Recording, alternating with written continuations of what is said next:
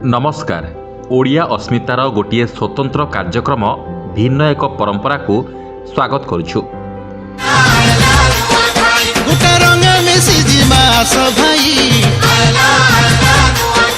गुटे रंग मिसी जिमा भाई। पश्चिम ओडिशार महान कृषिभित्तिक पर्व नुआखाई पई गाँरु सहर सबुठी देखिबाकु मिलिलानी उत्साह।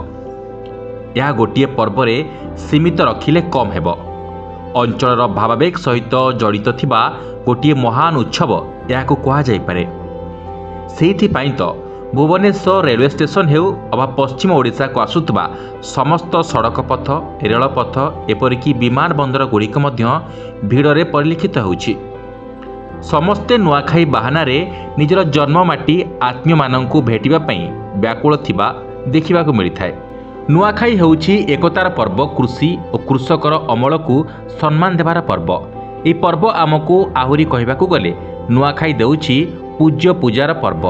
कनिष्ठ माने बयस रे सम्मान रे बड़ व्यक्ति मानंकु मुंडिया मारिबा शिक्षा देइथाय। किंतु एहि सब भितरे समाजरू अवहेलित निष्पेषित होई विभिन्न वृद्धाश्रम रे आश्रय नेथिबा अंतेवासी माने किपरि एहि पर्व पालन करुथिबे आमे माने जानिबा आवश्यक।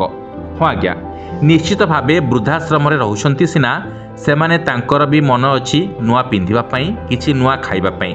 सेमाने मध्य एही अंचल रे जन्म ग्रहण करिसंती। भाग्यर विडंबना हेउ अबा पुओ बहु झियोंक निर्यातनार शिकार होई आश्रम रे स्थायी आश्रयस्थली करि नैछंती। एमानक पई बरगड़ जिलार वरिष्ठ समाजसेवी गीता मिश्र प्रत्येक पर्वपर्वाणी रे आगे आसंती। साहाय्य सहित किछि उपहार देइथांती। अन्य पर्वपर्वाणी रे गीता नुआखाई पाई किंतु बरगड़ जिला विजेपुर अंतर्गत समलेपदर गाँव रे थिबा पार्वतीगिरी वृद्धाश्रम अंतेवासी माने अपेक्षा करिथांती श्रीमती मिश्र को। श्रीमती गीता मिश्र वर्तमान परिणत बयस रे किछि दिन पूर्वरु हस्पिटाल रे चिकित्साधीन थिले। किंतु मनरे समलेपदर वृद्धाश्रम अंतेवासी मानकर नुआखाई चिंता। जेहेतु अंतेवासी मानकर आशा सहित गीता मिश्र उपरे भरोसा रही सुस्थ हेले गीता बोधे या चमत्कार कहले अत्युक्ति हेब नाही। प्रत्येक वर्ष अधिष्ठात्री देवी समलेश्वरी पीठरे नुआखाई लग्न निर्धारण हेबा परे श्रीमती मिश्र वृद्धाश्रम को अढ़िया नेबा पई प्रस्तुति आरंभ कर दियंती।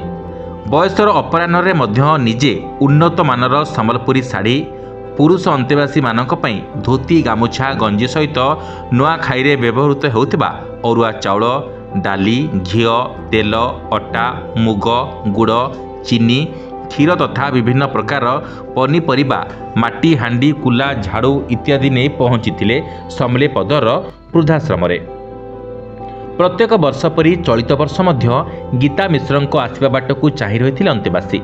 समस्त प्रकार सामग्री पाइबा परे अंतेवासी माने भाव विहल होई गीता मिश्र को आउंसी दौथांती।